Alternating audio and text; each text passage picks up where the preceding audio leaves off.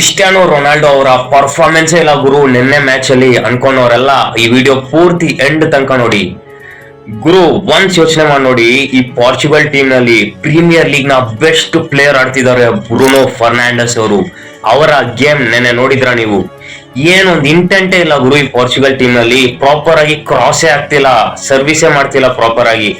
Once ಯೋಚನೆ ಮಾಡಿ ನೋಡಿ ಸ್ನೇಹಿತರೆ, ಒಂದ್ ಕಡೆ ರೊನಾಲ್ಡೋ ಅವರು ನಿಂತಿದ್ದಾರೆ, ಟ್ರೈ ಮಾಡ್ತಿದ್ದಾರೆ ಗೋಲ್ ಹೊಡೆಯೋದಕ್ಕೆ. ನೀವು ಅಟ್ಲೀಸ್ಟ್ ಪ್ರಾಪರ್ ಆಗಿ ಪಾಸ್ ಆದ್ರೂ ಮಾಡ್ಬೋದಲ್ವಾ? ನೀವ್ ಯೋಚನೆ ಮಾಡಿ, ಕೇವಲ ಒಂದು ಪ್ಲೇಯರ್ ಪೂರ್ತಿ ಟೀಮ್ ನ ಹೆಂಗೆ ಗೆಲ್ಸೋದಕ್ಕಾಗುತ್ತೆ? ಆಮೇಲೆ ಫೈನಲ್ ಅಲ್ಲಿ ಬ್ಲೇಮ್ ಮಾಡ್ತೀನ ರೊನಾಲ್ಡೋ ಅವರು ವೇಸ್ಟ್ ಯೂಸ್ಲೆಸ್ ಅಂತ.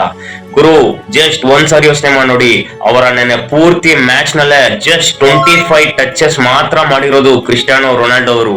ಪ್ರಾಪರ್ ಆಗಿ ಬೇರೆ ಪ್ಲೇಯರ್ಸ್ ಚಾನ್ಸಸ್ ಅಟ್ಲೀಸ್ಟ್ ಕ್ರಿಯೇಟ್ ಮಾಡಿಲ್ಲ ಗೋಲ್ ಹೊಡೆಯೋದಕ್ಕೆ, ಮತ್ತೆ ಅವ್ರನ್ನ ಬ್ಲೇಮ್ ಮಾಡಿ ಏನ್ ಯೂಸ್ ಗುರು? ಇನ್ನೊಂದು ಮುಖ್ಯವಾದ ವಿಷಯ ಗುರು, ರೊನಾಲ್ಡೋ ಅವರು ಯಾವುದೇ ಈಸಿ ಚಾನ್ಸ್ ನ ನೆನ್ನೆ ಮ್ಯಾಚ್ ನಲ್ಲಿ ಮಿಸ್ ಮಾಡಿಲ್ಲ ಗುರು. ಲೈಕ್ ಫೆರಾನ್ ಟೋರಸ್ ಮಾಡಿದ್ರಲ್ವಾ ಓಪನಿಂಗ್ ಗೇಮ್ ನಲ್ಲಿ ಸ್ಪೇನ್ಗೆ, ಆ ತರ ಮಾಡಕ್ ಹೋಗಿಲ್ಲ ರೊನಾಲ್ಡೋ ಅವರು.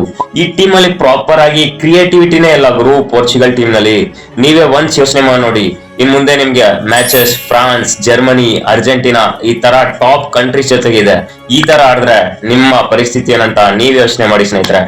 ನನಗಂತೂ ಇದ್ರ ಬಗ್ಗೆ ನೆನ್ನೆ ಪೋರ್ಚುಗಲ್ ಟೀಮ್ ಮೇಲೆ ಅಂತೂ ನಂಬಿಕೆ ಹೋಗ್ಬಿಟ್ಟಿದೆ. ಸೊ ಫೈನಲಿ ನಿಮಗೆ ಈ ಪೋರ್ಚುಗಲ್ ಟೀಮ್ ಮೇಲೆ ಅವರ ಬಗ್ಗೆ ಏನ್ ಅನ್ಸುತ್ತೆ ಅಂತ ಕಮೆಂಟ್ ಮಾಡಿ ಅಂಡ್ ಎಲ್ರಿಗೂ ಶೇರ್ ಮಾಡಿ.